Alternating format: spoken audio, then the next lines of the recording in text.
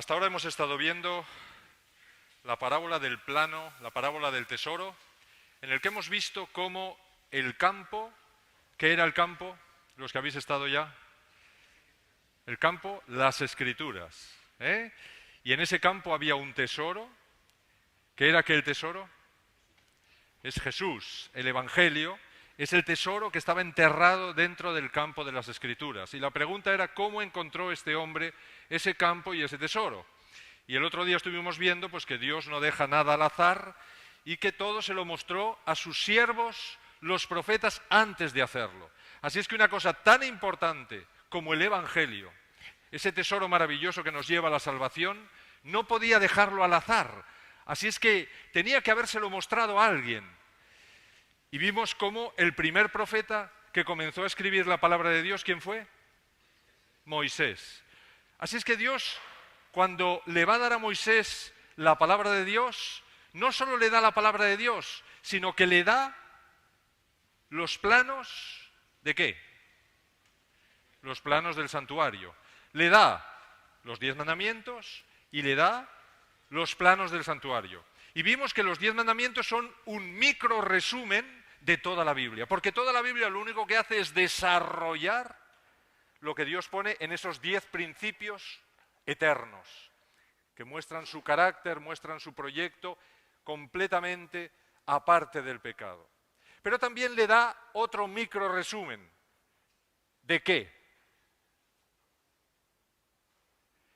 ¿De qué es un micro resumen los planos del tabernáculo? Lo decía Elena de White el otro día. ¿De qué? Es una profecía resumida del Evangelio. Así es que le da dos resúmenes. Le da un resumen de la palabra de Dios y Elena de White dice que todo el tabernáculo y todos sus rituales son una profecía resumida del Evangelio. Así es que le da las dos cosas que encontramos en la parábola del tesoro. Le da un resumen del campo en los 10 mandamientos y le da un resumen del tesoro ¿en qué? En el tabernáculo.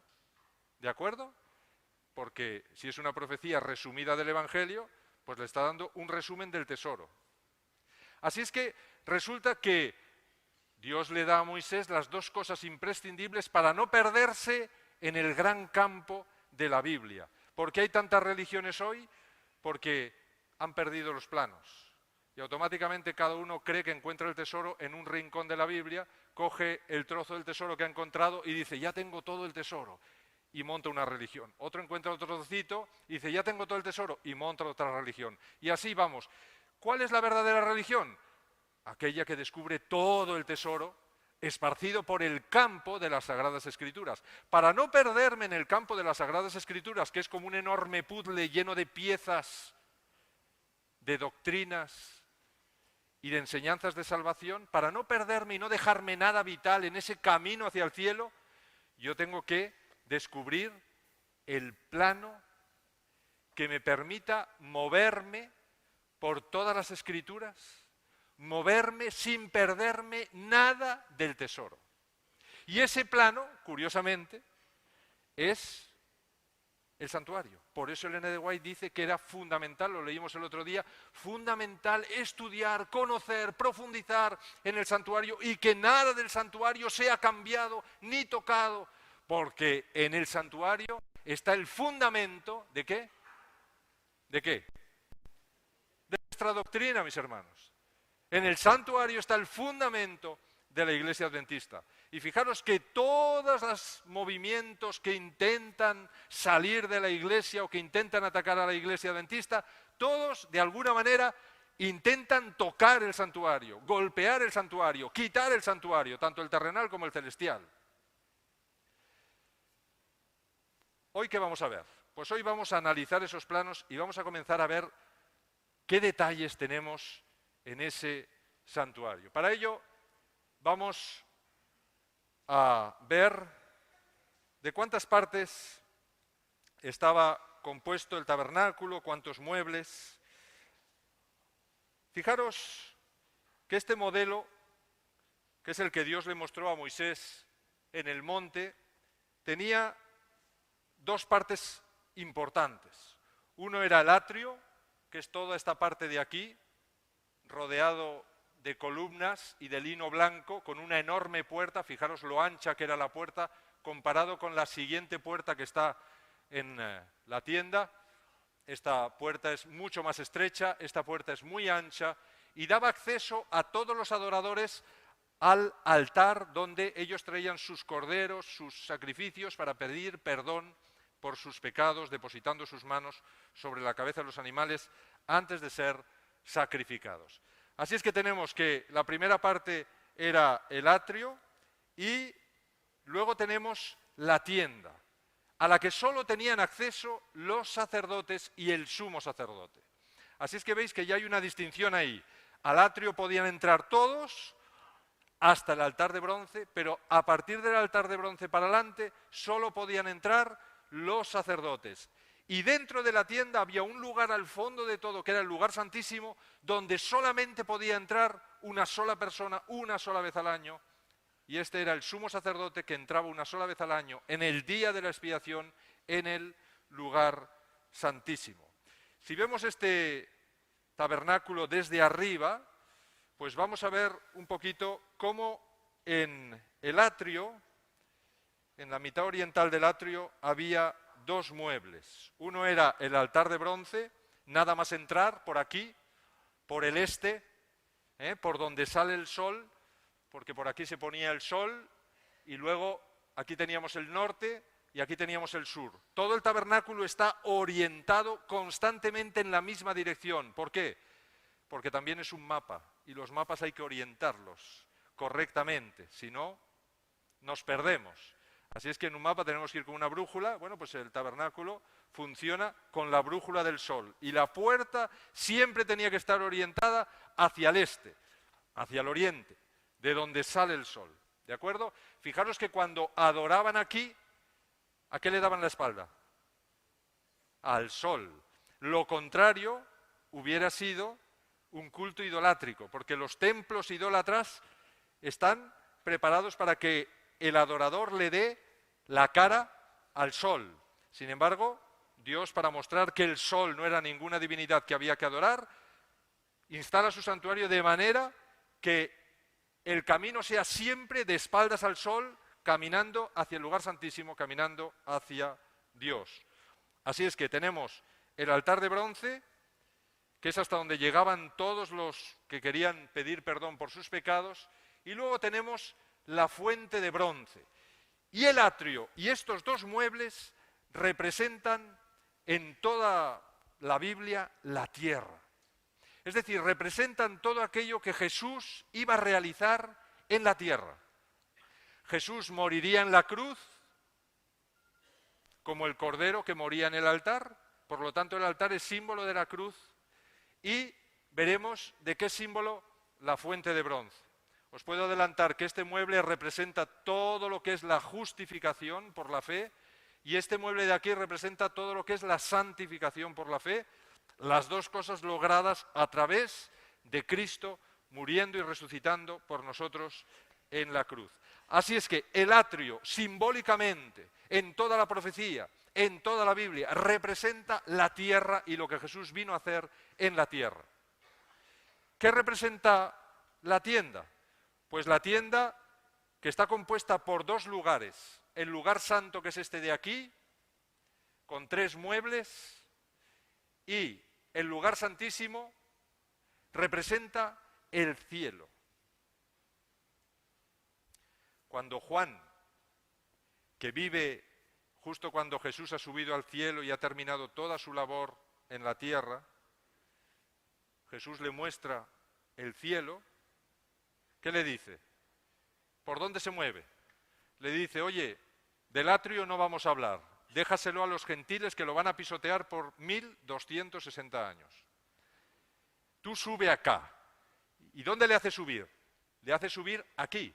Entra por esta puerta y entra aquí dentro. Y lo primero que ve, por eso lo primero que aparece en el Apocalipsis, ¿qué es?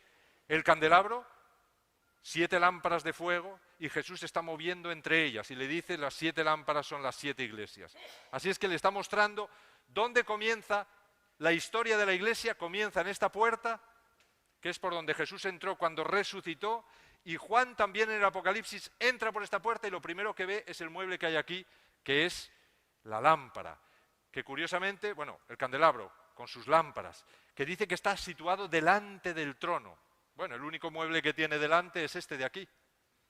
Así es que tenemos que entender que la mesa de los panes representa el trono de Dios, y lo veremos. Representa el trono de Dios en el lugar santo. Jesús estará aquí hasta 1844, y en 1844 Jesús atraviesa estas cortinas de aquí y entra al lugar santísimo. El otro día decíamos que esto es una maqueta, así es que no podemos entender que en el cielo tenga ese tamaño. Entendemos que esto representa dos lugares distintos del cielo, de donde Dios se desplaza, y Elena de White lo dice, cómo Dios se desplaza en un carro de fuego del lugar santo al lugar santísimo en 1844, y luego Jesús, rodeado de nubes de ángeles, se desplaza por el cielo y entra al lugar santísimo donde está el universo entero, para contemplar el juicio que comienza en 1844, previo a su segunda venida, porque en ese juicio, en el lugar santísimo, dirigido por el sumo sacerdote que es Jesús, se va a decidir quiénes tienen derecho, de todos los cristianos de la historia, de todos los que han creído en Dios en la historia, quiénes realmente son auténticos y quiénes son falsos.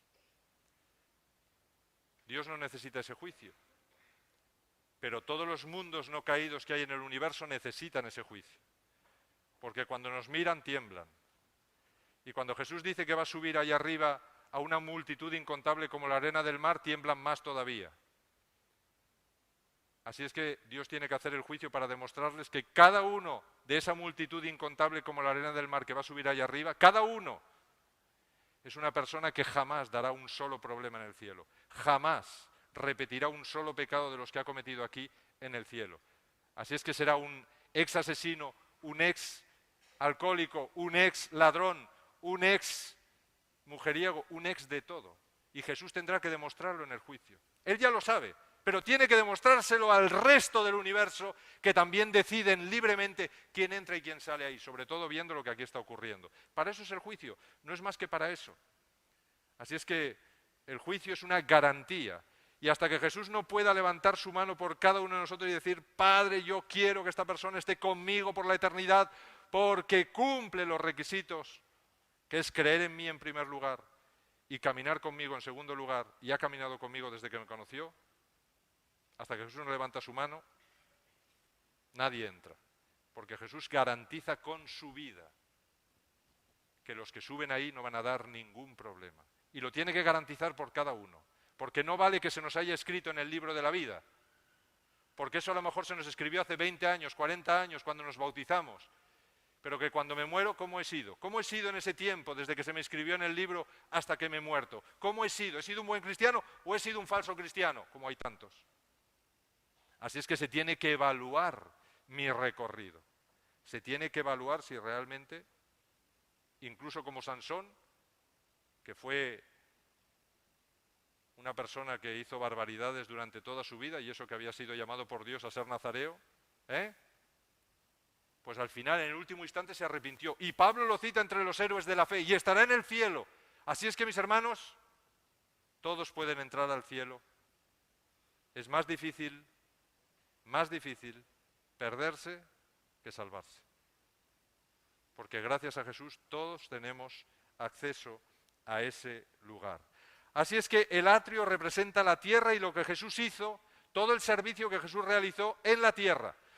Y la tienda y sus dos lugares representan todo lo que Jesús hará desde que ascendió al cielo hasta que regrese por segunda vez y nos lleva incluso hasta después del milenio. La tienda, ¿qué tenía? Pues la tienda tenía, vamos a verlo más en detalle, tenía el lugar santo donde había 3 muebles. Estaba al norte, cuidado, al norte la mesa de los panes. Fijaros en la Biblia donde dice que está el trono de Dios, ese que Satanás ambicionaba, que en Ezequiel me dice que estaba en los lados del, en Jeremías también me lo dice, está en los lados del norte del monte de Dios.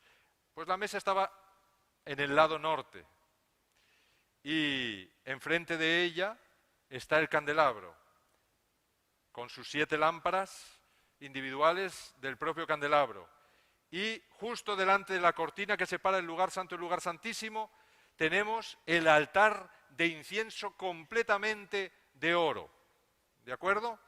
Completamente de oro. Estos altares generalmente están todos mal dibujados o mal hechos, porque realmente no tenían 4 anillas, tenían solo una anilla en este lado, en esta esquina, y otra anilla en la otra esquina. Y el altar estaba girado, es decir, solo se levantaba por 2 anillas, el altar situadas en sus 2 esquinas. Esto es muy interesante cuando entremos en el Apocalipsis, porque veréis las anillas que son. Curiosamente, cuando analizamos la palabra hebrea para anillas, ¿sabéis lo que es la anilla? A la anilla se le llama sello, es un sello.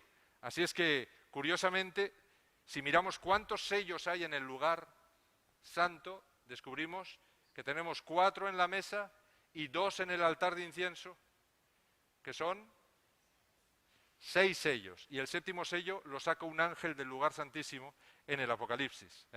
Y veremos qué importancia tiene eso, porque cuando dice que se abrió el 5º sello, dice, entonces vi a las almas de todos los muertos y decapitados por Jesús al pie del altar. Qué curioso, ha estado hablando de la mesa y cuando salta al 5º sello, habla del altar, porque el 5º sello se corresponde con el altar. El 5º y el 6º sello son los que tiene el altar de incienso. Por eso es tan importante conocer todos los detalles del santuario, porque todo el Apocalipsis, que nos explica la historia que está ocurriendo ahora mismo en la tierra y en el cielo, se mueve en torno a este lugar. Y finalmente tenemos el lugar santísimo donde solamente había un mueble, y ese mueble era el arca del pacto, que tenía dentro 3 objetos. ¿Qué 3 objetos tenía dentro el arca del pacto? A ver. La ley de Dios, el maná y la vara florida de Aarón. No nos olvidemos porque luego lo vamos a ver muy en detalle qué significa esto. Bien, el santuario, el atrio, es como la embajada del cielo en la tierra. Es un lugar donde todas las personas que están siendo perseguidas por Satanás pueden entrar y en cuanto atraviesan las puertas del atrio, ¿qué les rodea? ¿Qué les rodea? ¿Una valla de qué? ¿De qué material? De lino, de lino fino, ¿de acuerdo? Y el lino fino dice que es la justicia perfecta de los santos, me dice Apocalipsis, que es la justicia perfecta que se le ha dado a vestir a la iglesia, se le ha dado a vestir. Quiere decir que es la justicia perfecta de Cristo. Así es que perseguido por el pecado, agobiado por el pecado, huyendo de Satanás, el justo se refugia ahí y nada más cruzar la puerta, le rodea la protección de Jesús, la perfección de Jesús. Por eso el rey David, en el Salmo 84, versículo 10, dice exactamente, mejor es un día en tus atrios que 1000 fuera de ellos. Escogería antes estar a la puerta de la casa de mi Dios que habitar donde reside la maldad. ¿Dónde reside la maldad? Fuera del atrio. En el atrio no hay maldad. ¿Por qué? Porque Jesús está englobándolo todo. Realmente es como si hubiéramos entrado dentro del cuerpo de Cristo cuando entramos dentro del atrio. Hoy lo vamos a ver. Es interesante que cuando Jacob huía de su hermano Esaú, fue guiado por Dios a este campo, fue guiado por Dios a la puerta del atrio, fue guiado por Dios a un lugar que curiosamente, exactamente en ese lugar, años después, se construiría el templo de Salomón. Y él durmió exactamente en la puerta del atrio, porque cuando estaba durmiendo, él vio una enorme escalera que unía el lugar donde él estaba con el trono de Dios en el cielo, y veía cómo ángeles subían y bajaban cuidándole. Y cuando él se despertó, después de ver este sueño espectacular, él dijo, cuán terrible es este lugar, no es otra cosa que casa de Dios y puerta del cielo. Y mis hermanos, no lo dijo simbólicamente, literalmente Dios le había mostrado que estaba en el lugar que él había escogido para que años después esto se convirtiera realmente en la puerta del cielo, porque así llamaban los israelitas a la entrada al templo o las puertas del atrio que daba entrada al templo de Jerusalén. Así es que Dios le mostró que esa escalera unía la puerta del cielo en la tierra con el trono de Dios, unía por lo tanto la puerta del atrio ¿con qué? Con el trono de Dios, ¿con qué? ¿Qué estaba uniendo la escalera? ¿Qué estaba uniendo? Estaba uniendo esta puerta de aquí con el trono de Dios que está en el lugar santísimo. ¿Sí o no? Estaba uniendo esos dos puntos. ¿De acuerdo? Así es que la escalera realmente unía la puerta del atrio con el trono de Dios que está en el cielo. Así es que es muy interesante que muchos años después, recién comenzado su ministerio, Jesús les dijo a sus discípulos que esa escalera que vio Jacob era él. Él era la escalera. ¿Y sabéis por qué lo sabemos? Porque él les dijo este texto exactamente. Desde ahora veréis el cielo abierto y a los ángeles de Dios subiendo y bajando sobre el Hijo del Hombre. Así es que Jesús se presenta como la escalera de Jacob y los ángeles van a subir y van a bajar sobre él. Él es el mediador, él es el que une como una escalera enorme el cielo con la tierra. ¿Sabéis? Elena de White dice que esta escalera era un prototipo, era el resumen mínimo que se puede hacer de todo el santuario. Porque realmente el santuario nos muestra esta escalera, que es Jesús, que une la puerta del cielo en este mundo con el trono de Dios en el cielo, especialmente con el juicio, que es el que nos va a abrir la puerta, ¿a qué? A la eternidad, a la humanidad. Sin el juicio no podremos entrar a la eternidad. Así es que Jesús es la única escalera que une el cielo con la tierra. Por eso el apóstol Pablo dice en 1 de Timoteo, capítulo 2, versículos 5 al 6, que hay un solo Dios y un solo mediador entre Dios y los hombres, que es Jesucristo hombre, el cual se dio a sí mismo en rescate por todos. Y en la epístola a los Hebreos añade que Jesús es nuestro gran sumo sacerdote. El sumo sacerdote o sumo pontífice es aquel que hace de máximo puente entre los hombres y Dios. Y este solamente es Jesús. ¿Por qué? Porque solo Jesús puede hacer de sumo pontífice, de máximo puente, de unión entre los hombres y el trono de Dios. ¿Por qué solo Jesús? Porque es Dios y hombre a la vez. ¿Uno que sea solo hombre puede unir el cielo con la tierra? No, porque tendría que tener las dos naturalezas. Así es que ningún hombre jamás puede ser sumo pontífice, que es el que hace de máximo puente entre el cielo y la tierra, entre los hombres y Dios. Solo Cristo, que es perfectamente hombre y perfectamente Dios a la vez, puede hacer de máximo puente entre el cielo y la tierra, realmente de único puente. Por eso el apóstol Pablo dice en Hebreos 4:5 que fue escogido entre los hombres, tentado en todo pero sin pecado, traspasó los cielos y se sentó a la diestra del trono de la majestad en los cielos.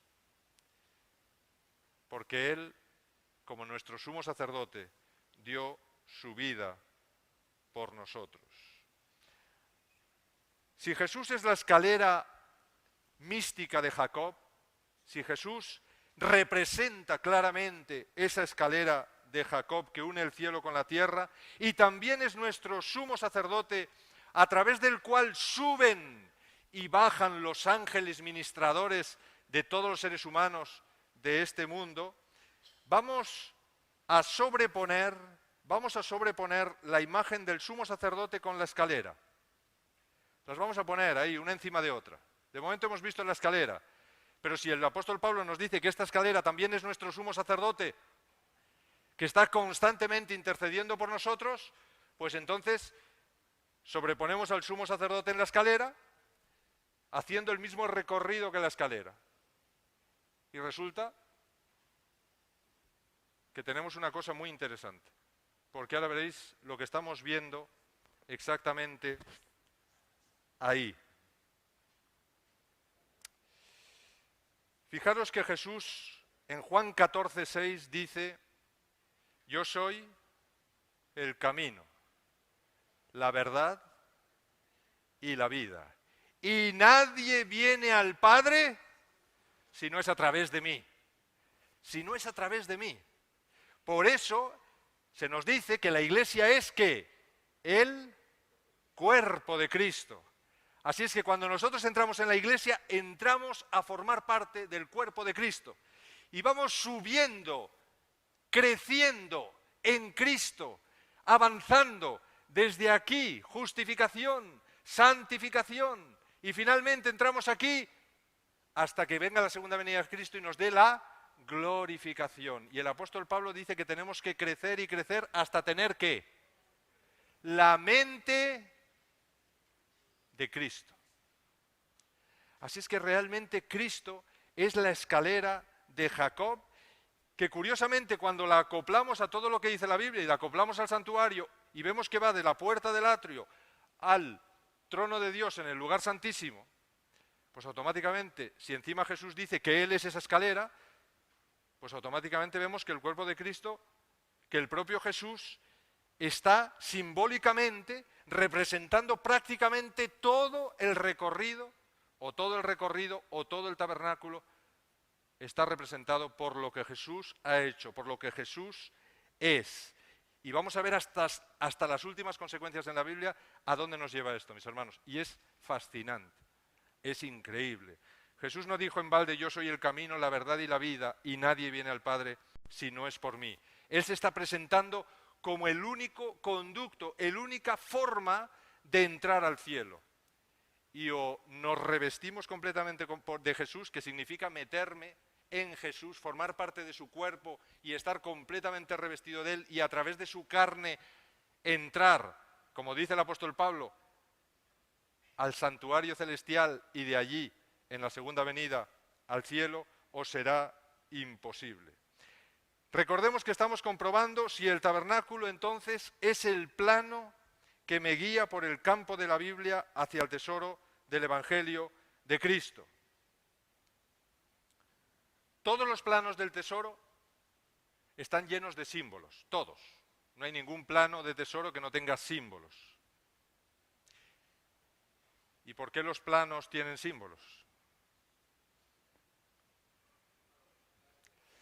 Bueno, por un lado para resumir y por otro lado para ocultar, muy bien, para ocultar información. ¿Y a quién se le revelará esa información?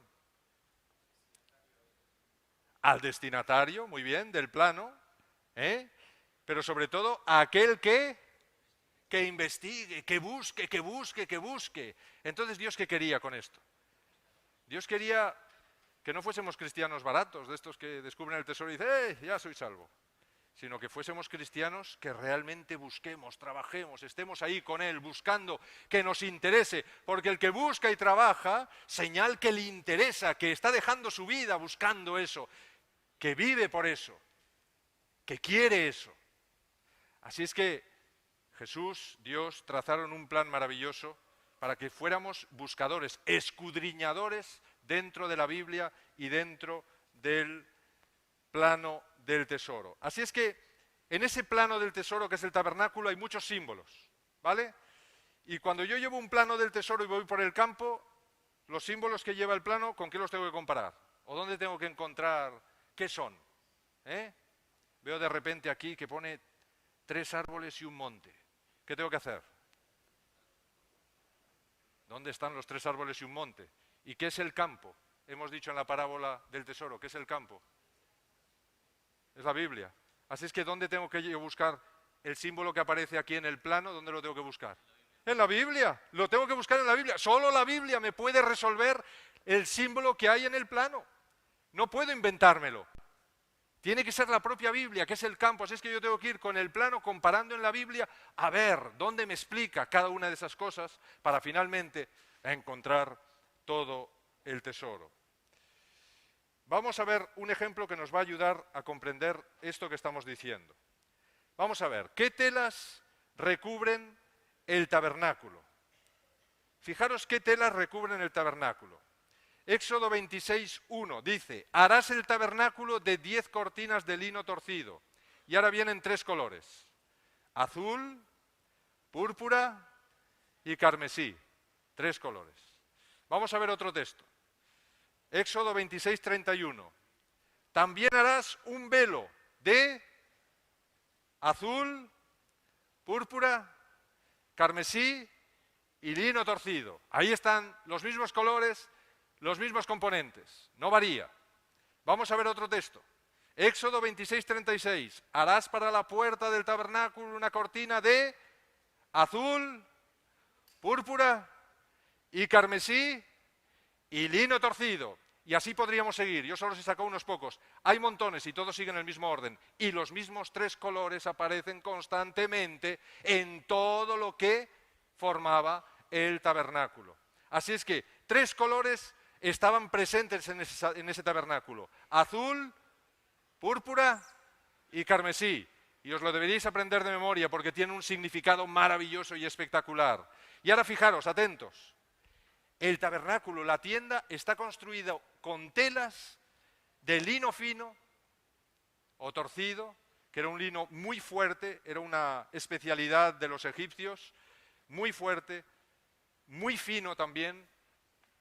Era un lino de la más alta calidad que existía en aquel entonces. Por eso lo llaman lino torcido o lino fino.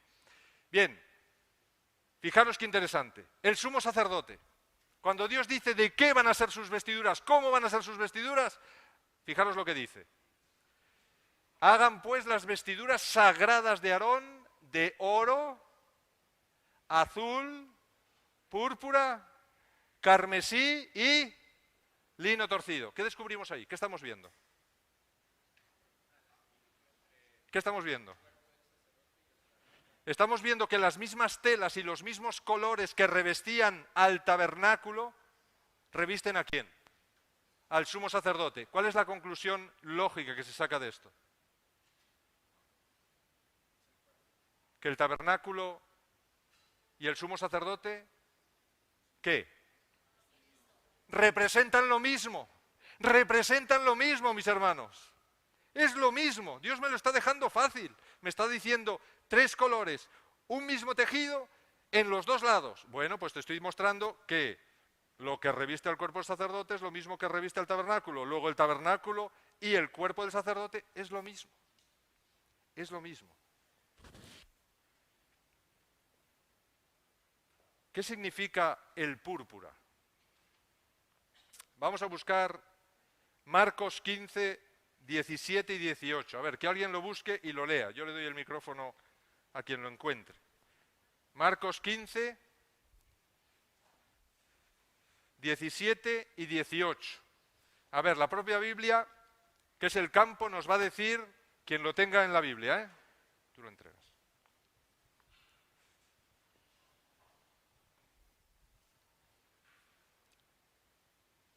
¿Qué dice?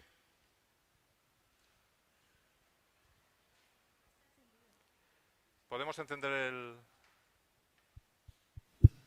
Ahí. Marcos 15, 17 y 18. Y le vistieron de púrpura y poniéndole una corona tejida de espinas, comenzaron luego a saludarle. Salve, Rey de los judíos. ¿Qué hicieron los soldados romanos con Jesús?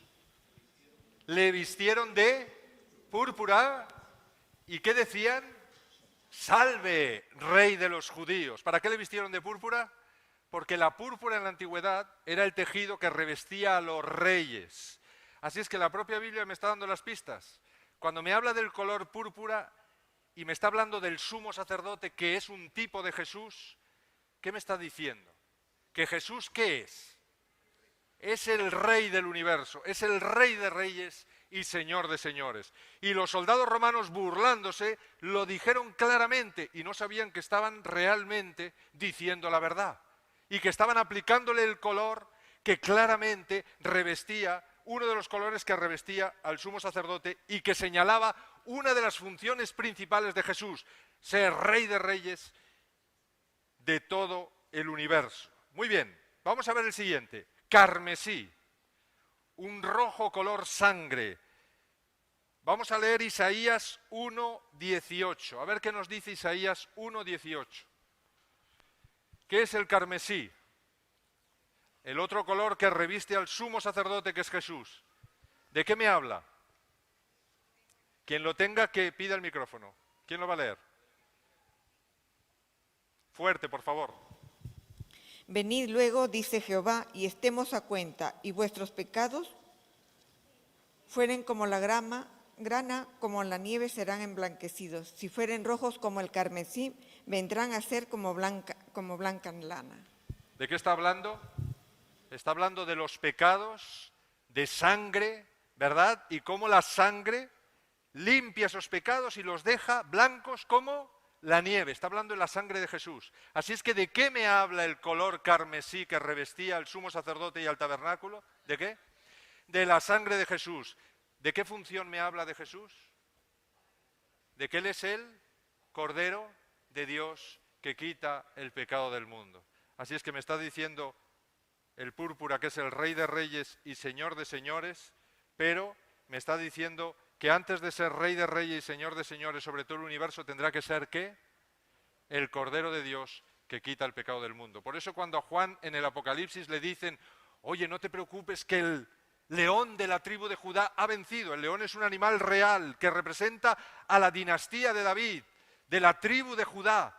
Ha vencido. Y él se gira hacia el trono del cielo para ver si allí está ese león de la tribu de Judá. ¿Qué ve en el trono?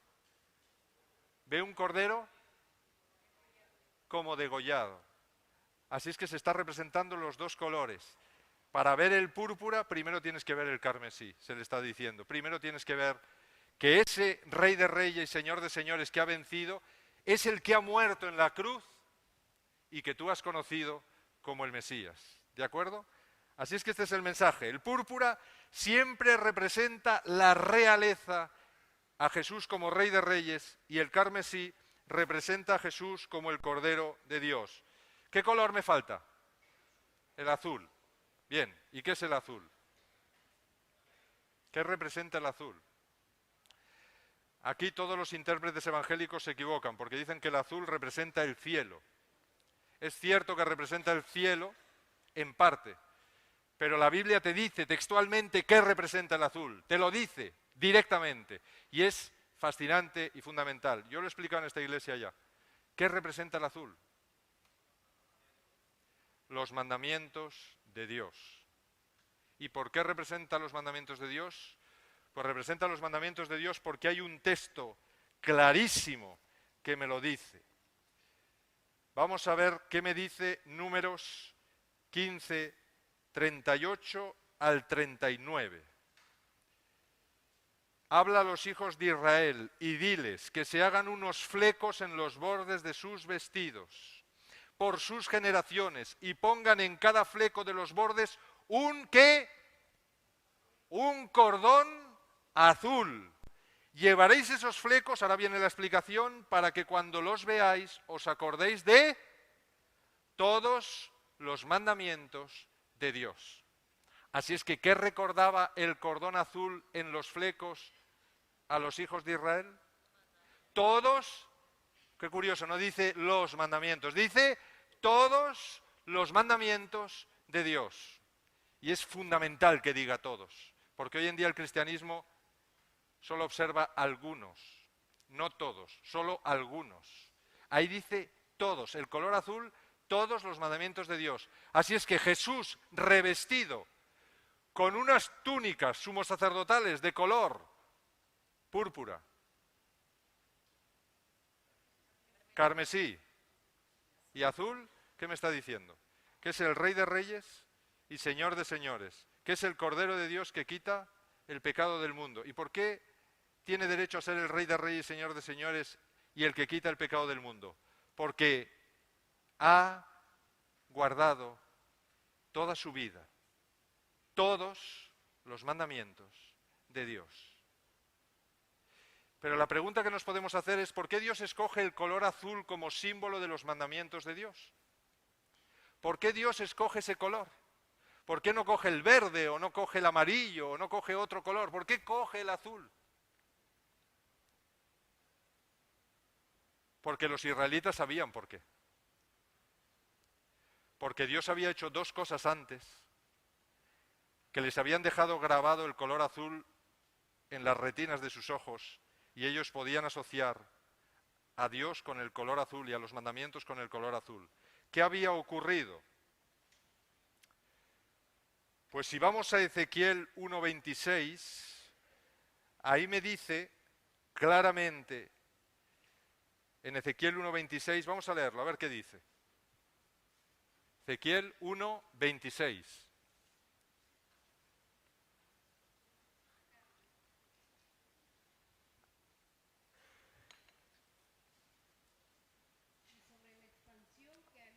No se oye. El micrófono.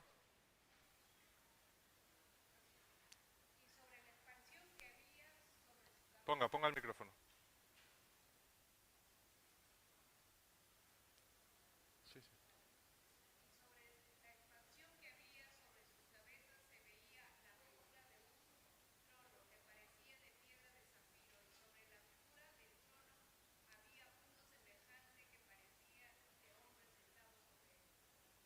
¿De qué color dice que era el trono de Dios en el cielo que vio Ezequiel? ¿De qué color? ¿De qué material? De zafiro. Y el zafiro es esa piedra que tenéis ahí. Esa piedra que tenéis ahí es zafiro. ¿Y de qué color es? De color azul. ¿Es que los israelitas vieron en el Éxodo el trono de Dios y el suelo del cielo en algún momento? ¿Lo vieron? ¿Lo vio una representación importante del pueblo de Israel, el trono de Dios, ese trono que ve Ezequiel años después, y vieron el cielo? ¿Lo vieron o no lo vieron? Sí, lo vieron. Subió con Moisés una representación de ancianos, entre los que estaban Nadab y Abiú, que fueron luego quemados por entrar con fuego extraño al lugar santo y querían entrar al lugar santísimo, y vieron el trono, ese trono que ve Ezequiel años después, ellos lo vieron con sus ojos. Vamos a leer el texto, está en Éxodo 24:10. Dice que Moisés y los ancianos de Israel subieron al monte Sinaí invitados por Dios. Y dice exactamente que vieron al Dios de Israel y debajo de sus pies había como un embaldosado de zafiro semejante al cielo cuando está sereno. ¿De qué color era ese embaldosado de zafiro? Azul, semejante al cielo, un azul intenso, semejante al cielo cuando está sereno. Así es que vieron el trono de color azul, el suelo del cielo de color azul, y ellos asociaron a Dios, a su trono, a su ley, a todos sus estatutos, a todo sobre lo que se asienta el trono de Dios, con ese color. Así es que cuando ahora Dios les dice, ponéis un cordón azul en los flecos de vuestras vestiduras, para que cuando estéis a punto de entrar en una discoteca,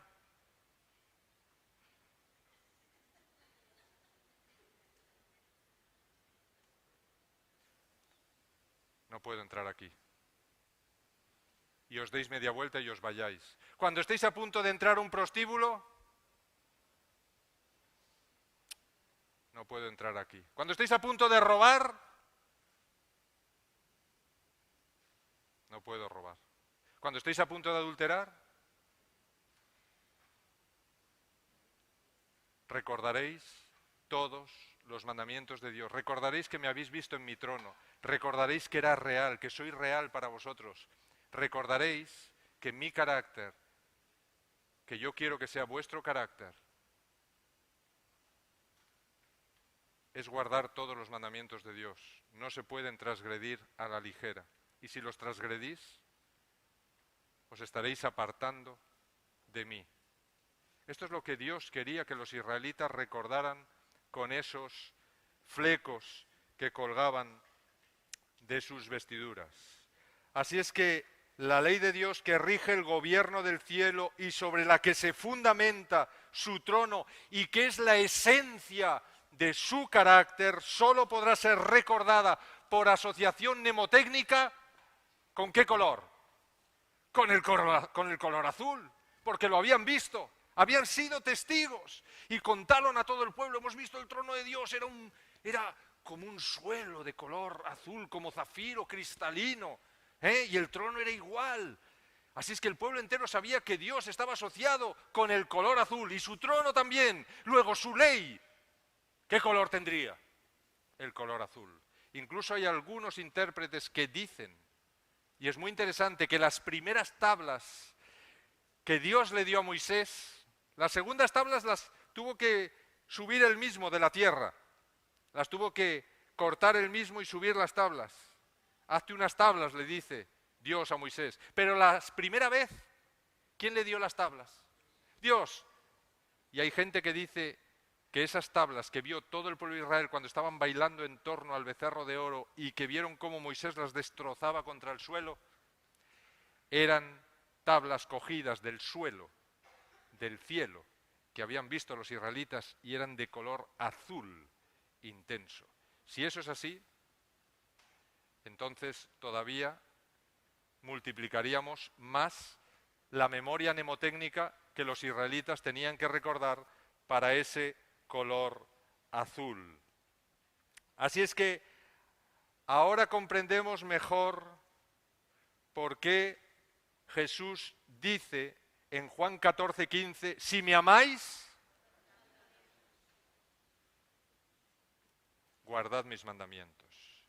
Y en Apocalipsis 14:12, aquí está la perseverancia de los santos, los que guardan los mandamientos de Dios y tienen la fe de Jesús. Aquí están, ¿quiénes?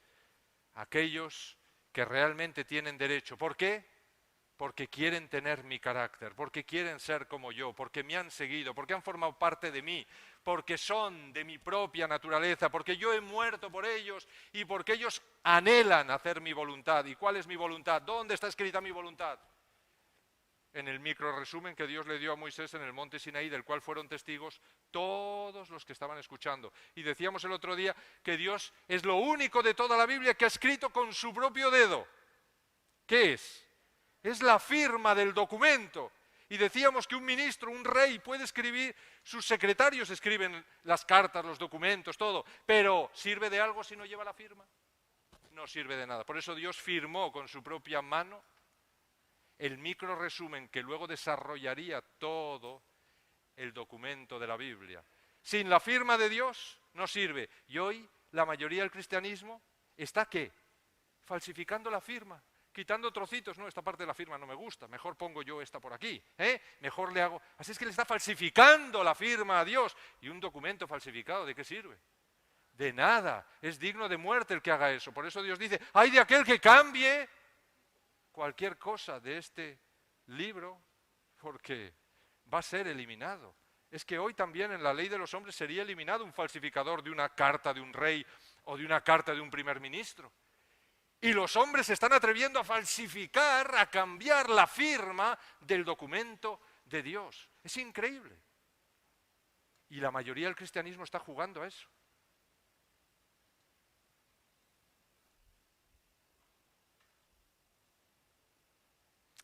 Si quiero ser un discípulo auténtico de Cristo, debo de guardar todos sus mandamientos, porque el color azul me recuerda que todos los mandamientos de Dios. Así es que si quiero ser un cristiano verdadero, santo como Dios es santo, tengo que tener la misma fe que tenía Jesús y su fidelidad a la inmutable ley de Dios. ¿Vamos comprendiendo cómo funciona el santuario? Fijaros, simplemente en los colores. Simplemente en los colores, qué lección increíble tenemos. ¿Cómo podemos justificar? Yo os digo, mis hermanos, yo he estado en Villajoyosa, en las cárceles de allí, nos dejaban entrar, nos dejaban tener charlas dentro, había muchos pentecostales dentro de esas cárceles, porque sabéis que, bueno, es una religión que se mueve bastante dentro de determinados movimientos de droga y todo esto, pero dentro de la cárcel estaban haciendo una labor importante los pentecostales allí. Pero esos pentecostales cuando veníamos nosotros venían. Cuando yo les expliqué alguna cosa, así en detalle simplemente de estas cosas, se quedaban fascinados, que decían, ellos mismos llegaban a las conclusiones, yo solo les hacía preguntas y ellos llegaban solos a las conclusiones, no hacía falta nada, llegaban solos a conclusiones en contra de su propia creencia de que los mandamientos de Dios habían sido abolidos. Así es que esta es la maravilla del tabernáculo. Veamos una prueba más de cómo el plano nos ayuda a no cometer errores en nuestra búsqueda del tesoro. ¿Cómo representa el Apocalipsis a la iglesia cristiana falsa? Y esto ya lo di cuando di Daniel 11 aquí. ¿Cómo representa el Apocalipsis a la iglesia cristiana falsa? ¿La representa como qué? Como una mujer ramera. A la iglesia verdadera como una mujer virgen, revestida del sol, la luna y las estrellas. Pero a la mujer ramera la representa de esta manera, ¿verdad? Y dice, la mujer estaba vestida de púrpura y escarlata, adornada de oro, piedras preciosas y perlas, y tenía en la mano un cáliz de oro lleno de las abominaciones y de la inmundicia de su fornicación. ¿Qué color le falta a esa iglesia? ¿Qué color le falta? ¿Qué me está diciendo? Que no guarda los mandamientos de Dios. Este es el problema de su fornicación. No guarda los mandamientos de Dios. Para ser la iglesia verdadera tendría que estar vestida de púrpura, escarlata y azul, pero le falta el azul. Quiere decir que no guarda los mandamientos de Dios. Simplemente por asociación. ¿Veis para qué me sirve el tabernáculo? Ahora me sirve para entender que a lo que le falta el azul es que me está diciendo que le faltan los mandamientos de Dios, que es una iglesia falsa porque no guarda los mandamientos de Dios. Y esto es un mensaje fascinante para todo el cristianismo que hoy dice que bueno, que los mandamientos, que ya fueron abolidos, que no importa, que...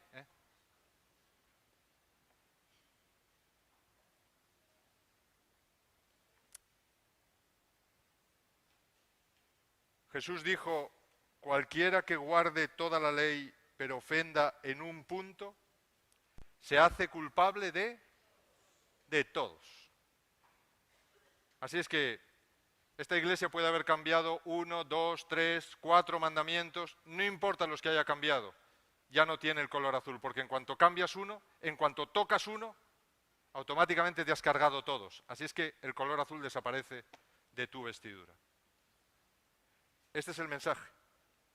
Este es el mensaje que Dios tiene en el tabernáculo. Pero vamos a seguir comprobando cómo el plano del tabernáculo nos guía por el campo de la Biblia hacia todo el tesoro del Evangelio, que es Cristo. Hemos visto que el sumo sacerdote Aarón era el que estaba cuando se construyó el tabernáculo. ¿Sí? Luego Aarón era un tipo ¿de quién? De Cristo. Y Aarón tenía una serie de hijos que fueron sacerdotes con él. Ya veremos el número de esos hijos y la importancia que tiene el número de esos hijos y qué hacían. Bien, pues si el sumo sacerdote Aarón y el tabernáculo estaban revestidos de las mismas telas y de los mismos colores, como el sumo sacerdote es un tipo de Cristo, también el tabernáculo y todos los enseres que había dentro es un tipo ¿de quién? De Cristo también, porque está revestido de lo mismo exactamente. Por eso Elena de White dice que el tabernáculo es una profecía resumida del Evangelio. Y dice el tabernáculo, todo el tabernáculo, todos sus muebles. Y luego dice todos los rituales. Todo es un tipo de lo que Jesús iba a realizar en esta tierra y en el cielo. Así es que vamos a poner a Jesús, como lo hemos puesto, demostrando antes que Él es la escalera que une la puerta del atrio de este mundo con el cielo en el lugar santísimo, que es donde está ahora mismo intercediendo por nosotros. Fijaros qué interesante, los pies de Jesús están aquí. Justamente, ¿dónde? Están conectados con el altar de sacrificios, que estaba nada más entrar en la puerta, ahí estaba el altar. ¿Y dónde está su cabeza y su frente? Exactamente, está en el lugar santísimo, coincidiendo con el arca de la alianza, y la tapa del propiciatorio coincide. Y me diréis, bueno, pastor, pero eso que usted lo ha dibujado así o lo ha puesto así para que coincida. Bueno, ahora vamos a demostrar si realmente la plancha de oro macizo del propiciatorio que estaba encima del arca coincidía con la frente del sumo sacerdote, en la cual había una placa de oro macizo que decía: santidad a Jehová. Vamos a ver si podemos hacer coincidir las dos placas, porque eran las dos únicas placas de oro macizo que tenía todo el tabernáculo, porque todo el tabernáculo estaba hecho de madera y la madera la habían forrado de o bien bronce o bien oro. Pero la única plancha de oro macizo sin ningún tipo de madera dentro, y un día veremos lo que representa la madera, y es otra cosa increíble, sin ningún tipo de madera, de oro macizo, era la tapa del arca de la alianza, donde estaban fundidos con ella los dos querubines que estaban a los dos lados del arca, y esa tapa se la denominaba el propiciatorio, es decir, donde se hace la propiciación. Y el único que hace propiciación por nosotros, que es expiación de pecado, ¿quién es? Solo Jesús. Así es que ya la placa, a través de la propiciación, me está señalando que solo señala a Jesús. Pero vamos a ver si realmente podemos hacerla coincidir con la frente de Cristo, con esa plancha que llevaba aquí el sumo sacerdote que decía: santidad a Jehová.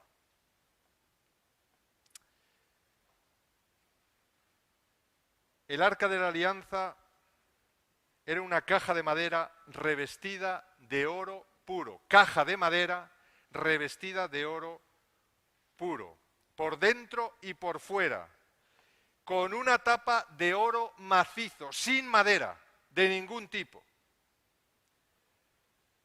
llamada propiciatorio. Lo dice Éxodo 25, 17, ahí se me detalla cómo se construyó. Y encima de ella dos querubines. Entre los querubines se manifestaba la gloria de Dios. Y Elena de White dice que esa gloria de Dios representaba el trono de Dios que se manifestaba sobre el propiciatorio o en el lugar del juicio. Así es que la única plancha, ya lo hemos visto, que había en los dos lados, tanto en las vestiduras del sumo sacerdote como en el tabernáculo, la única plancha de oro macizo era esta, el propiciatorio. La única, que coincide con la lámina de oro puro que llevaba en su frente el sumo sacerdote, donde ponía santidad a Jehová. Bien, si hemos visto que el sumo sacerdote representa a Cristo, fijaros lo que Juan, en 1 de Juan 2:2, Juan me dice de Cristo. Me dice que Él es la propiciación por nuestros pecados, y no solamente por los nuestros, sino también por los de todo el mundo. Así es que la propiciación la realiza Jesús. Él es, dice, Él es la propiciación. Así es que Él es el propiciatorio. Él es esa plancha de oro macizo en la cual se vertía la sangre para limpiar los pecados en el día de la expiación. Luego, el propiciatorio representa a Cristo y específicamente, y es lo que yo quiero mostrar esta tarde, específicamente representa la frente de Cristo, representa la cabeza de Cristo, mis hermanos, y es increíble.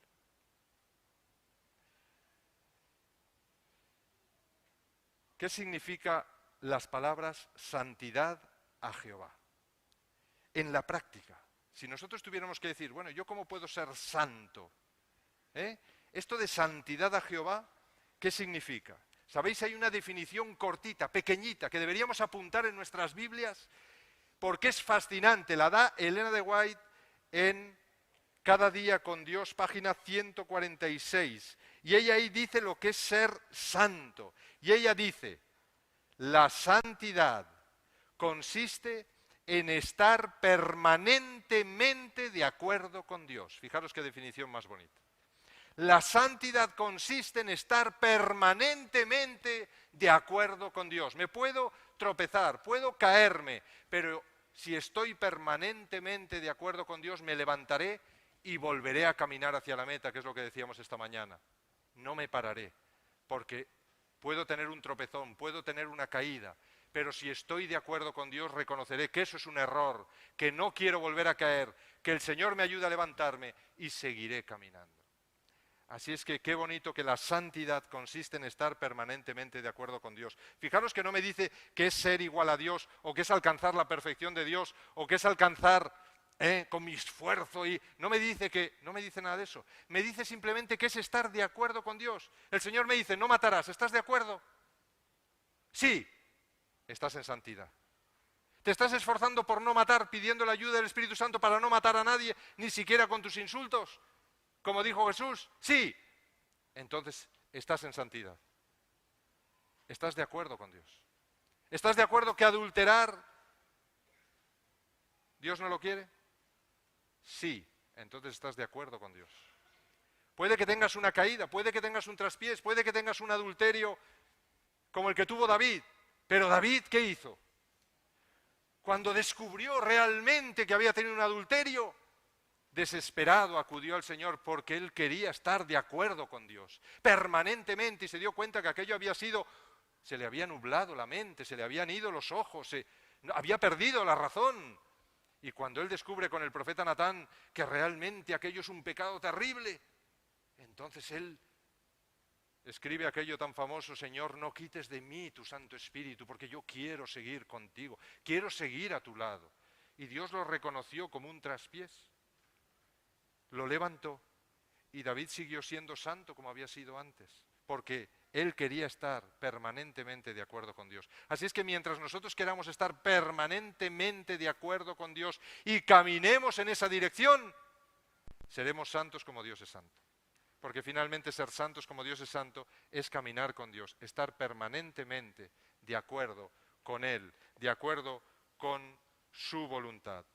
¿Quién es el único hombre, mis hermanos? El único hombre que ha estado desde su nacimiento permanentemente de acuerdo con Dios. Jesús. Solo Jesús. Ningún otro hombre, solo Jesús ha estado permanentemente de acuerdo con Dios. Todos los demás hombres pecaron y están destituidos ¿de qué? De la gloria de Dios. Solo Jesús, solo de Él se dice: el ser que de ti nacerá. Pero no dice el ser que de ti nacerá, ¿qué dice? ¿Qué le dice el ángel a María? El ser, falta una palabra ahí, el ser santo que de ti nacerá. ¿Qué está diciendo? Que Jesús es santo de nacimiento, es decir, que Jesús nace sin pecado. No nace como nosotros, porque David dice: en pecado fui concebido. Fijaros, así somos todos. Todos fuimos concebidos en pecado. Pero sin embargo Dios le dice a María: el ser santo que de ti nacerá. Es decir, el ser sin pecado, perfecto, que va a nacer de ti. No ha sido concebido en pecado. Es sin pecado. Qué error terrible que en nuestra iglesia haya doctrinas y teorías que pretenden que Jesús nació con pecado, como nosotros, mis hermanos.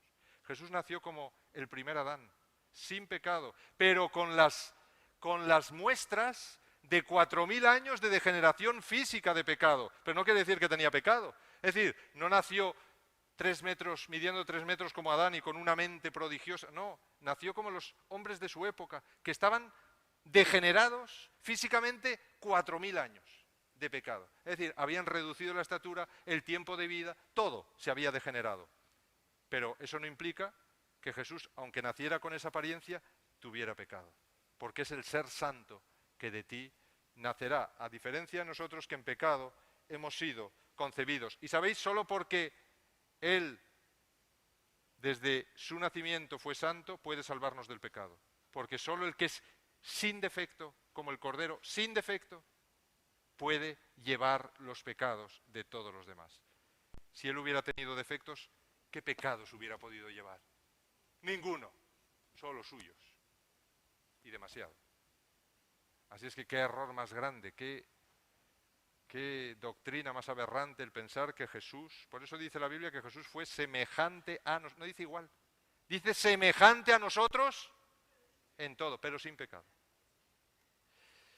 Así es que solo Jesús dijo en Juan 5:30, porque no busco mi voluntad, sino la voluntad de mi Padre, que me envió. Y cuando estaba frente a la crucifixión, oró para no tener que pasar por ese amargo trance, pero añadió en Lucas 22:42, pero que no se haga mi voluntad, sino la tuya.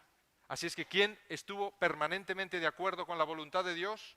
Jesús. Por eso solo Jesús se profetiza en los salmos que diría, fijaros atentos mis hermanos, Salmos 40 del 7 al 8 dice, he aquí vengo, y el hacer tu voluntad, Dios mío, me ha agradado. Y atentos, y tu ley está en medio de mi corazón.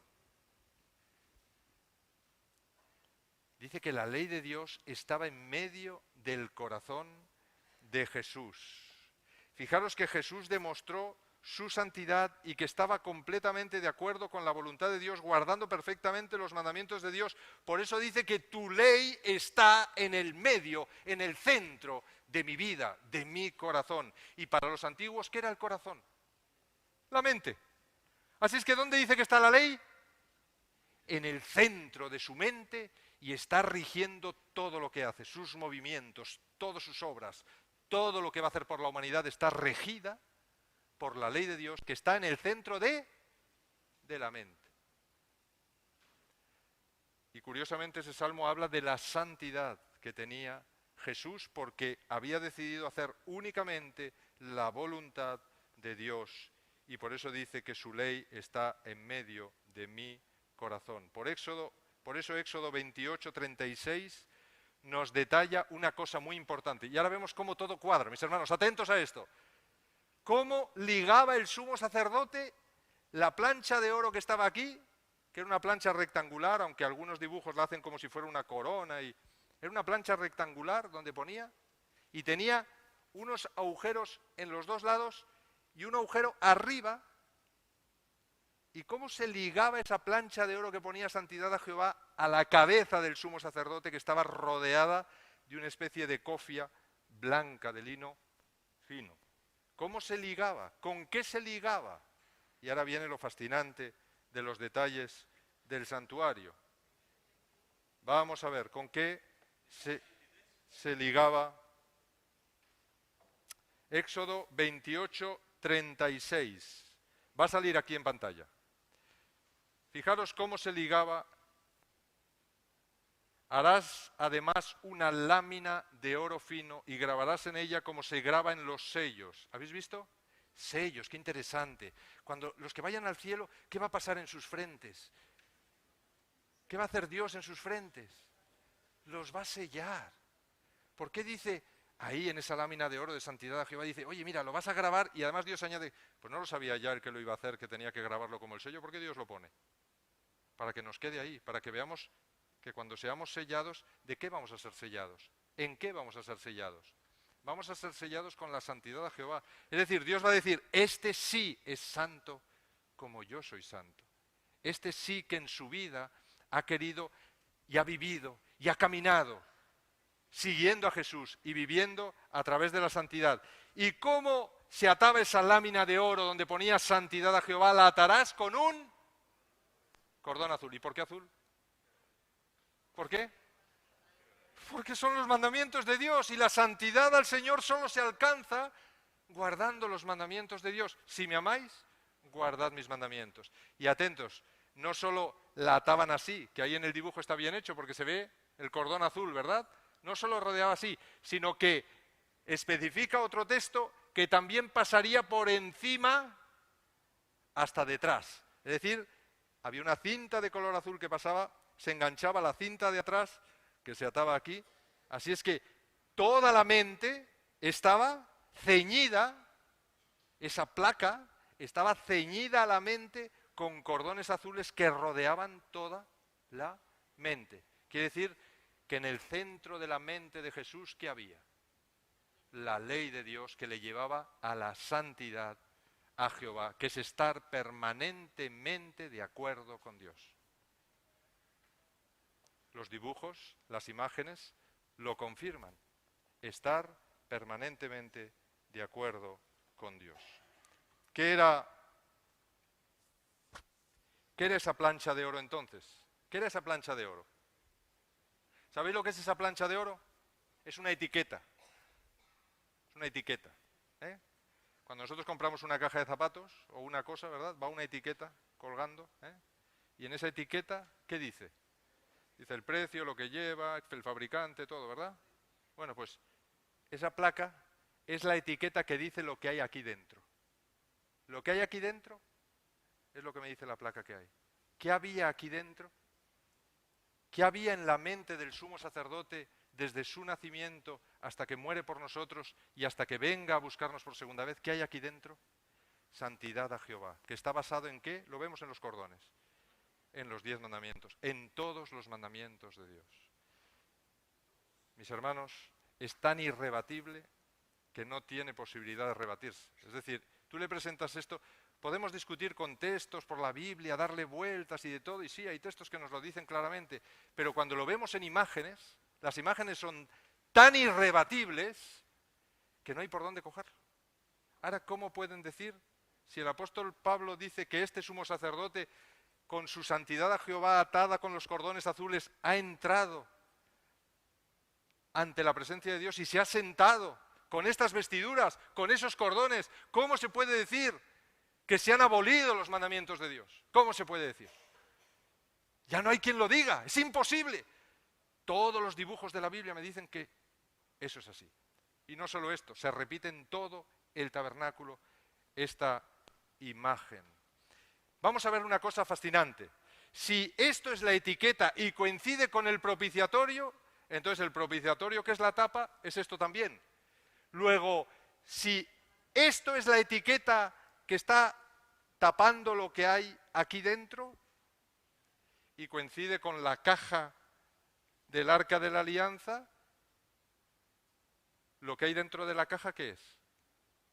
Lo que había dentro de ¿qué? Dentro de la mente de Jesús. Y una de las cosas que había dentro de la caja, ¿qué es? La ley de Dios escrita con su propio dedo, ¿sí o no? Pero había otras cosas. ¿Qué otras cosas? Vamos a verlo. A ver, estaban las tablas de piedra con los 10 mandamientos, el maná en una vasija de oro, interesante también, la vasija representa al ser humano, de oro, perfecto. Oro representa la perfección absoluta, y era la ración de un día para la vida de un hombre, ahí metida, un gomer, dentro de una vasija de oro. Y también estaba la vara florida de Aarón. Y he puesto unos colores ahí. Cada cosa coincide con unos colores. Claramente en los mandamientos hemos visto que es el color azul, pero ¿por qué he puesto el maná de color morado y la vara florida de Aarón de color rojo? Como el color de la sangre. Vamos a verlo. Jesús dijo en Juan 14:6 que Él era 3 cosas. Y este texto vais a ver las connotaciones que tiene. Juan 14:6. Jesús dijo, yo soy el camino, la verdad y la vida. A ver, el camino coincide con el color de los 10 mandamientos. La verdad coincide con el color de el maná. Y la vida con la vara florida. ¿Cómo estaba la vara cuando la entregaron allí para ponerla encima de...? Porque sabéis que esa vara fue una prueba, a ver quién era, entre todos los dirigentes de Israel, quién era el sacerdote o el sumo sacerdote que Dios designaba. Había muchos que querían el puesto. Y Dios dijo, no os peleéis, yo voy a decidir. Me vais a traer todos vuestras varas, y cada uno grabará su nombre en la vara, así es que no habrá ninguna duda. Y mañana yo haré algo que claramente demostrará quién es el que yo he escogido. Todas las varas se quedaron igual de secas, marrones y tiesas que estaban. Pero la vara de Aarón, en una sola noche, ¿qué pasó con ella? De estar completamente seca, muerta y... ¿qué pasó? Se puso verde, se llenó de hojas, de flores y de frutos de almendra. Todo era de almendro, todo absolutamente. Ya estudiaremos, cuando estudiemos el candelabro, qué importancia tiene ese símbolo del almendro. Es Muy espectacular. Jesús dice, yo soy el camino, la verdad y la vida. La vara estaba muerta y pasó a vida en una sola noche. Dios puede hacer esto con nuestra vida. Estamos muertos al pecado. Somos una vara de un árbol cogida que nos tienen que injertar en Jesús. Y cuando nos injertan en Jesús, ¿qué pasa? Instantáneamente la savia del Espíritu Santo que atraviesa a Jesús entra en nuestra vara enferma y muerta y reverdece, da hojas, flores y frutos, que es lo que Dios esperaba encontrar en aquella higuera al borde del camino que representaba al pueblo de Israel. Y encontró que sí, que tenía mucho verdor, pero le faltaba ¿qué? Frutos. No tenía frutos. Y dice que era tiempo de frutos. ¿Qué representa todo esto? Cuando Jesús dice, yo soy el camino, la verdad y la vida. Fijaros que están representados por 3 objetos que había debajo del propiciatorio de oro puro. La ley, el maná y la vara florida de Aarón. Y los tres me tienen que llevar a la santidad. Porque si la etiqueta es santidad a Jehová, las 3 cosas que hay dentro son los vehículos que me llevan a la santidad. Pero yo lo tengo que demostrar en la Biblia. Tengo que encontrar textos que me relacionen la ley con la santidad, el maná con la santidad y la vara con la santidad. Vamos a ver si estos 3 objetos se relacionan con la santidad.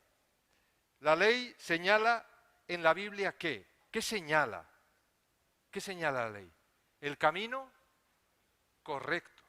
La ley en muchos lugares de la Biblia señala el camino correcto, el camino de santidad. Romanos 7:12, ¿qué dice ahí Pablo? De manera que la ley a la verdad es santa. De manera que la ley a la verdad es santa y el mandamiento santo, justo y bueno. ¿Está diciendo que la ley me lleva a la santidad? ¿Está diciendo que la ley es santa? Sí, por eso Jesús la tenía en su mente. Por eso está dentro del arca de la alianza. Porque es lo que había en la mente de Cristo para poder cumplir perfectamente la misión que Dios le había pedido. Su finalidad. ¿Cuál es la finalidad de la ley según la Biblia? ¿Cuál es la finalidad de la ley? Llevarnos a Cristo. Muy bien, la finalidad de la ley, dice Romanos 10:4, pues el fin, dice, con sentido de finalidad de la ley, es Cristo para justicia a todo aquel que cree. El maná es símbolo de qué? El maná era pan. ¿Y el pan de qué símbolo? De la palabra de Dios. Y Jesús era, dice él, el maná que descendió. Dice, yo soy el maná que descendió del cielo. Yo soy el pan de vida. ¿Y el pan es qué? El pan es Jesús, pero también es la palabra que se hizo carne. Así es que es la palabra de Dios. El maná representa a Jesús, a la palabra de Dios. ¿Y la palabra de Dios a qué nos lleva? Yo soy el camino, la verdad. ¿A qué nos lleva la palabra de Dios? Nos lleva a la verdad. No nos lleva a la verdad. ¿Qué dice ahí? Santifícalos en tu verdad. Tu palabra es verdad. Así es que la palabra de Dios me lleva a la verdad. Cuando Jesús dice yo soy el camino, Él dice yo he cumplido la ley de Dios a la perfección, seguidme a mí. Cuando Él dice yo soy la verdad, está diciendo yo soy la palabra encarnada, yo soy la palabra de Dios. Todo eso que se os explica en la Biblia, yo soy el que lo ha expresado, yo soy el que os lo he pedido. Así es que claramente el maná representa a la palabra de Dios. Y sabéis, por eso Jesús dijo, yo soy el pan de vida, en Juan 6:35. Y en Juan 17:17, atentos, añade, santifícalos en tu verdad. Tu palabra es verdad. ¿Está la santificación ligada a la palabra de Dios? Sí. Los 10 mandamientos me llevan a la santificación. ¿La palabra de Dios me lleva a la santificación? También. Así es que me llevan a la santidad las dos cosas. Falta una cosa, la vara florida de Aarón. Vamos a ver esa vara que representa. Fijaros que la vida está simbolizada en la vara de Aarón. Y hay un texto que es el Salmo 110, versículos 2 y 3, que dice: Jehová enviará desde Sión. Sión es la ciudad de Dios, el lugar donde Dios mora en el cielo, la vara de tu poder.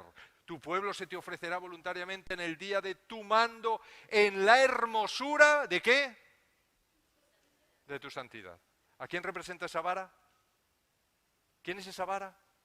Es Jesús. Es Jesús. La vara representa a Jesús. Representa el mando de Jesús, la dirección de Jesús. Representa que Él es el sumo sacerdote que va a dirigir al pueblo de Dios desde esta tierra, ¿hasta dónde? Hasta el cielo. Por eso Él dice: tu pueblo se te ofrecerá, es decir, tu pueblo te obedecerá, te seguirá. ¿Hasta dónde? Hasta el cielo. ¿Por qué? Porque verán que tú eres santo, que realmente eres un enviado de Dios, que realmente guardas los mandamientos, que realmente eres el único que puede llevarnos hasta el cielo. Así es que el profeta Isaías predice así el ministerio de Cristo. En Isaías 11, versículos 1 y 2, dice: saldrá una vara del tronco de Isaí. ¿Quién era Isaí? A ver, el padre de David. ¿Y Jesús de quién era descendiente?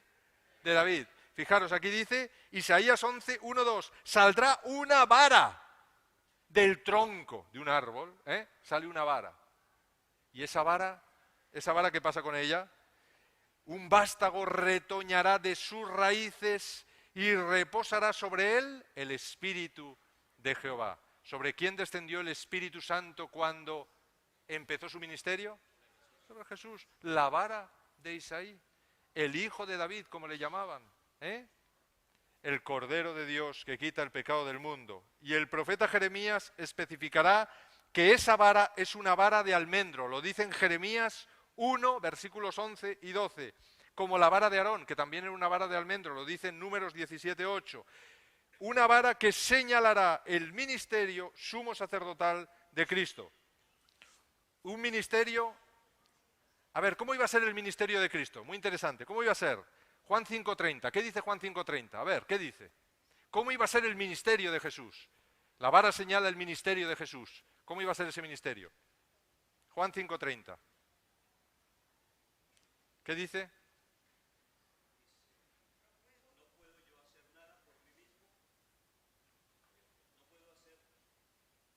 Hola, ya.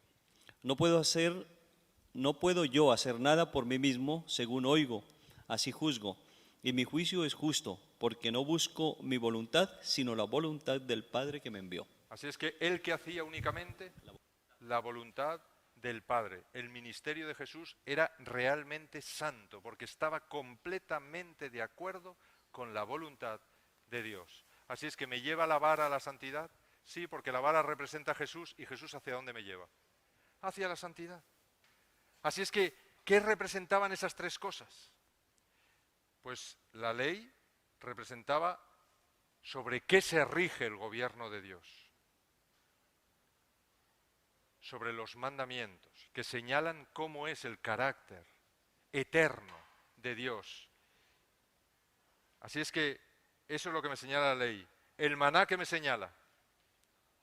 Me señala la palabra de Dios, me señala la verdad, lo que un día me llevará hasta el trono de Dios. Solo aquellos que sigan a la palabra de Dios, que es Cristo hecho carne, un día se sentarán a la diestra de Dios Padre como reyes y sacerdotes. Así es que tiene que ver con el color púrpura. Y la vara representa a lo que Jesús ha conseguido a través de su muerte en la cruz. Por eso lo he señalado con rojo. Porque ese vástago de Isaí surgió con un ministerio sumo sacerdotal para morir por nosotros, y gracias a su muerte, él pasó en una noche, ¿qué? De muerte a vida, y se convirtió en el sumo sacerdote que traspasó los cielos para interceder por nosotros, y que nosotros podamos entrar un día y morar con él por la eternidad.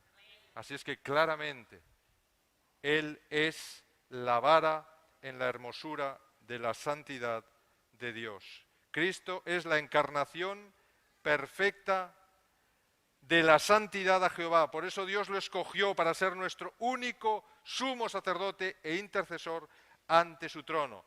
Esto nos lleva, mis hermanos, a una única conclusión. El propiciatorio de oro puro coincide con la lámina de oro en la frente del sumo sacerdote y el contenido del arca señala los requisitos imprescindibles para ser santo como Dios es santo. ¿Cuál es nuestra meta? Tenemos que llegar aquí. Tenemos que comenzar a los pies de Jesús. ¿Dónde se comienza la salvación? ¿Dónde comenzó María Magdalena? ¿Por qué María Magdalena, siempre que aparece en la Biblia, dónde aparece? Aquí aparece, a los pies de Jesús. La salvación comienza por ahí. Y yo entro a formar parte del cuerpo de Cristo en el momento que acepto que Jesús ha muerto por mí. ¿Dónde lo acepto? Observando cómo Él murió en la cruz de Jesús. ¿Dónde me bautizo? Me bautizo aquí, mis hermanos. Elena de White dice que... ¿Qué dice el apóstol Pablo también? Que los que se bautizan, ¿qué hacen? Mueren con Cristo y resucitan con Él a una nueva vida. ¿Y dónde dice Elena de White que se produce el bautismo simbólicamente en el tabernáculo? Aquí, donde moría el Cordero, porque morimos con Él. Así es que, si aquí comienza la historia de mi salvación, luego Dios, ¿qué me pide? Que yo camine, que siga Jesús formando parte del cuerpo de Cristo hasta llegar a la mente de Cristo, es decir, a ser santos como Dios es santo, pasando justificación, santificación y finalmente aquí, cuando atravesemos estas cortinas, que es la segunda venida de Jesús, obtendremos la glorificación. Así es que todo el proceso de salvación descrito en toda la Biblia está aquí, mis hermanos, y todo lo que necesito, todo, está provisto en estos muebles. Esos muebles me están indicando lo que tengo que hacer en todo el proceso de la salvación. Y todos los pasos son consecutivos unos de otros y repetitivos. Cada vez que caigo en pecado, de alguna manera, vuelvo aquí, Cristo me perdona, me levanta y vuelvo a avanzar de nuevo hacia allí. Así es que lo importante es permanecer en Cristo, formar parte del cuerpo de Cristo. ¿Por qué creéis que había 3 colores en las vestiduras del sumo sacerdote? Y además en escalera. Qué curioso, ¿verdad? Porque si yo empiezo a los pies, lo primero que me cubre es la parte blanca, luego me cubre la azul y luego me cubre una que era de 3 colores. ¿Por qué? Lo veremos en un próximo tema. Así es que así iremos caminando a través del santuario y viendo cómo todo absolutamente responde al plano que Dios nos ha preparado para que no nos perdamos para nada en las Escrituras. Primera de Pedro, capítulo 1, versículos 15 al 16 dice: así como aquel que os llamó es santo, sed también vosotros santos en toda vuestra manera de vivir, porque escrito está: sed santos, porque yo soy santo. Hoy hemos visto los 3 requisitos fundamentales para alcanzar esa santidad. ¿Cuáles son? Guardar los mandamientos de Dios, seguir ¿qué? ¿Qué es el maná? ¿Y seguir a quién? A la vara. ¿Quién es la vara? Cristo como sumo sacerdote. Es sencillo, mis hermanos. Todo el camino tengo que seguir eso. ¿Hasta dónde? Hasta que lleguemos en la segunda venida ante el trono de Dios. ¿Quién nos llevará adelante? Nos llevará Cristo. Cristo irá en medio de la gran multitud, que además la formará en cuadrado hueco y Él se pondrá en el centro. El tabernáculo nos responderá a por qué nos pondrá en esa forma y Jesús se pondrá en el centro. Un cuadrado hueco, dice Elena de White, pondrá a la multitud incontable como la arena del mar, y en esa formación de cuadrado hueco con Él en el centro entraremos en la Nueva Jerusalén. ¿Por qué en cuadrado hueco? El plano me va a contestar. Y lo veremos si seguís viniendo a este seminario. Así es que, mis hermanos, nuestra meta es tener la mente de Cristo. Que el Señor nos ayude a todos los días proponernos ser santos como Dios es santo y caminar con Él hasta la eternidad. ¿Alguna pregunta? Nos queda un cuarto de hora para las 8. Por allí hay una pregunta. ¿Tenemos un micrófono que podamos llevar allí?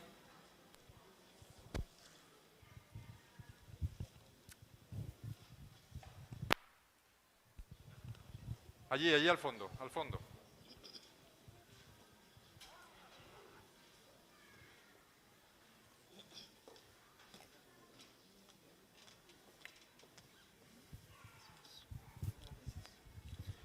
Pastor, en el lugar santísimo donde se encuentra nuestro Señor Jesucristo ahora, no olvidemos de que ese es el santo de los santos, el lugar santísimo, el santo de los santos.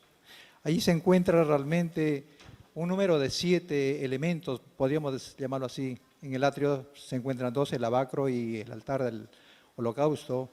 En el lugar santo se encuentran 3, la mesa de los panes, el candelabro, que tiene 7 brazos, y el altar el incienso. Y en el lugar santísimo se encuentran 2, el arca, donde se encuentran realmente los 10 mandamientos, la vara de Aarón y el maná. Y no olvidemos que ahí hay otro elemento, que es la presencia de Dios, la Santa Shekinah. Hay una luz visible. El maná también representa, pastor, aparte de la palabra de Dios, también representa la reforma pro salud. La vara de Aarón representa también el instructor, porque como ya usted lo explicó realmente, de que no querían, bueno, todos querían participar en ello, y Dios le dijo, no, mira, vamos a ver, traigan las varas, y la de Aarón fue lo que dio todo, lo que usted explicó. Y entonces representa también el instructor, el espíritu de profecía.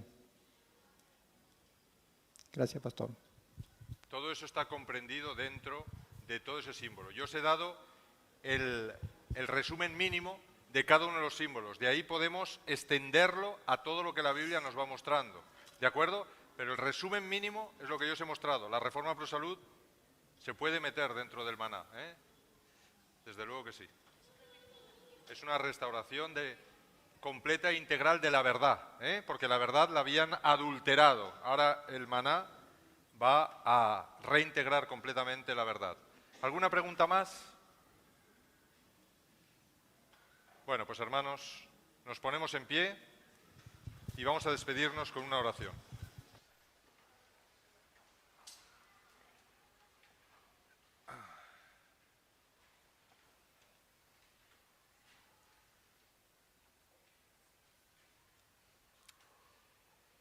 Querido Señor, querido Padre, gracias porque en tu palabra hay minas de verdad.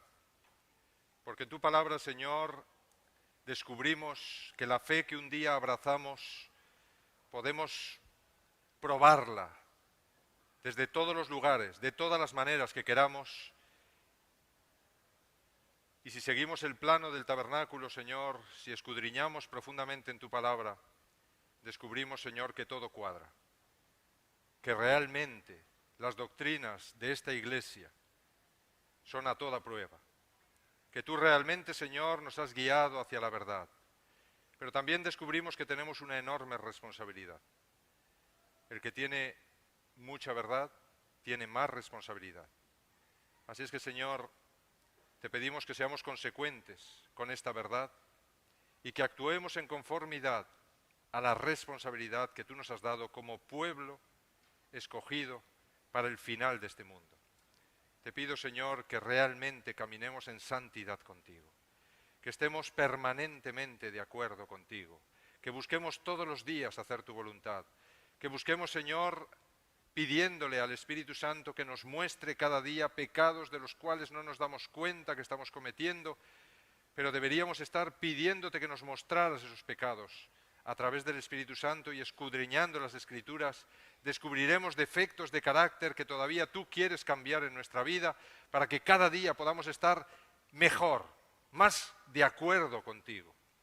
Así es que, Señor, te pedimos que tu Santo Espíritu nos llene, que tu Santo Espíritu nos transforme, que nos limpie de toda maldad y que podamos acudir a ti cada vez que miremos esos mandamientos que nos llevan a la santidad, o escudriñemos tu palabra, o descubramos, Señor, tu liderazgo maravilloso como sumo sacerdote, que podamos acudir a ti que podamos seguirte, caminar contigo como tus discípulos y formar parte realmente del cuerpo de Cristo a través de la Iglesia, de esta Iglesia maravillosa, Señor, a la cual tú nos has traído.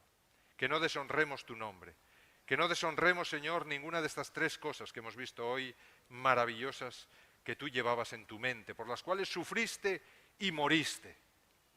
Padre, que nosotros también, si hace falta, podamos sufrir y morir contigo por estas tres cosas maravillosas, tu ley, tu verdad y por ti. Te pido todo esto, Señor, en el nombre de Jesús. Amén, Señor.